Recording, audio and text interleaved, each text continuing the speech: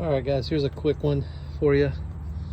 After you get a heavy rain and your skimmer is, the lowest point that the water can escape from your pool, what ends up happening over time is you'll end up rusting out the bottom of your pool down here, which is what happened to us with our last pool. So I'm trying something different this time, and what I did was, see there's a piece of PVC there that connects into a hose and it drains away from the pool, and then it drips into here and then ends up getting it away,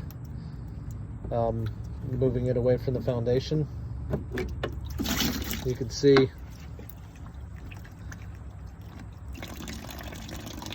just flows down it. You don't have to do any modifications to your pool.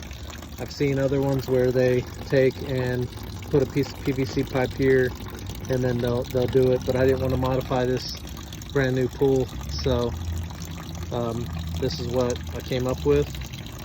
Water runs down and away from the pool it goes, comes over here.